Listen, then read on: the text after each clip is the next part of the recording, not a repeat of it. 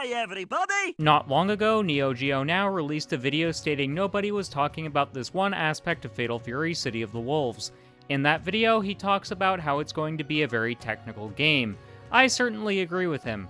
City of the Wolves being a technical fighting game is a great thing for the industry. So let's explore why.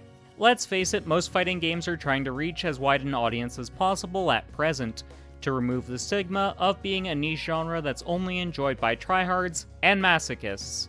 Oh, so you mean like yourself because you are a sweaty tryhard, and you mean me because I'm a masochist for playing with your tryhard sweaty ass. I indeed do fit into that category, but I'm kind of a middle-of-the-road player. I'm too good of a player for casuals to have fun with, and I'm not good enough to hang with the professionals. That's something the Tekken community got super toxic towards me about in one of my latest videos, that being why Tekken needs to ban special style in Ranked, so fuck the toxic assholes for that one. Anyways, check that video out when you're done with this one. Anyways, back to City of the Wolves. By targeting a more serious fighting game audience, it's setting itself apart from others. It's also still catering to a newer audience as well by making the more accessible controls an option, but it's clear the traditional arcade controls will give you a clear advantage. So how is City of the Wolves a more technical game? It comes down to how many systems are going to appear in the title. You have the SPG bar, which is just an iteration of top systems from Gauro Mark of the Wolves.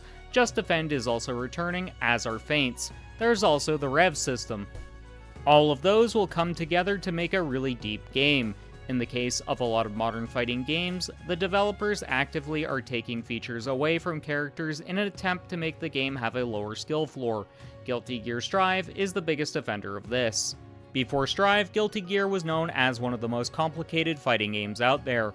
I'm of the opinion it's always better to give your players more than it is to take things away. That's actually part of my problem with Dead or Alive 6. It took things away from Dead or Alive 5 and launched in a very simple state, making the game kind of boring in the process. City of the Wolves isn't doing that. It's acting as a love letter to the history of Fatal Fury, which is a great thing. This complexity is really going to set it apart from other fighting games at present. It'll also mean the game will have a longer lifespan in theory. Why is that though? Because there's always going to be something new to learn, which means even pro players will be learning things years later. When there's layers of depth like this, the games are usually always for the better. When you think of Gauro Mark of the Wolves, what is the first thing that comes to mind? For me, it's a game that has a low floor, high ceiling when it comes to gameplay. What do I mean by that? Basically, it's easy to pick up and play, but exceptionally hard to master. This is something I imagine City of the Wolves is going to be. Mark of the Wolves was effectively SNK's answer to Street Fighter III. Also, given that, it's safe to assume SNK are targeting the Street Fighter VI crowd, but this is going to be far better, because Street Fighter VI is mediocre at best. What can I say? I'm an SNK guy. I'm always going to prefer their fighting games to Street Fighter. If you like SNK titles, why not consider hitting the subscribe button? But I would say SNK will want to make City of the Wolves accessible to newcomers, whilst also retaining the depth in the old Fatal Fury games, which is going to make for a very enjoyable experience. Okay, this section of the video is a little bit different, and I don't think it deserves its own video, but it was something I wanted to discuss anyways. This game is going to be perfect for modern esports. The reason being, again, it comes down to the low floor, high ceiling aspect I talked about earlier. The high-end play is going to be joyous to watch because of how deep it is. It'll also have a lot of flash to it, which is something all modern fighting games are striving for. By being flashier, fighting games will more easily catch the attention of casual players, whether they're first-timers to the FGC or if they've been around for a while but never have taken the competitive scene too seriously. A flashier game is more likely to bring in the casuals, versus something like Virtua Fighter, which has a far more grounded presentation. That's not to say one is better than the other. Both have their place, but casuals will always be drawn in by flashy things. Sometimes the flash is enough to draw in new blood who become core pillars of the community. As much as some of the core members of the FGC hate the esports scene, it is one of the best ways to bring fresh faces into the fighting game sphere.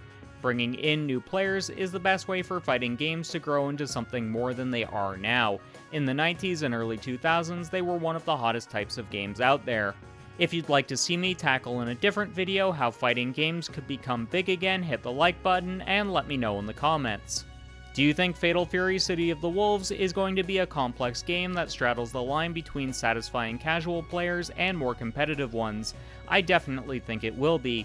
Thanks go out to my current channel members, R. Campbell and Dani Boy. If you'd like to help the channel out further, you can do so by hitting the join button or the link in the description. If you'd like to check out more of my fighting game videos, why not check out why Tekken 8 needs to ban Special Style in Ranked. If that isn't your thing, why not check out my podcast episode with John McBaugh, where we gave our early thoughts on City of the Wolves. Until next time, keep blazing that trail.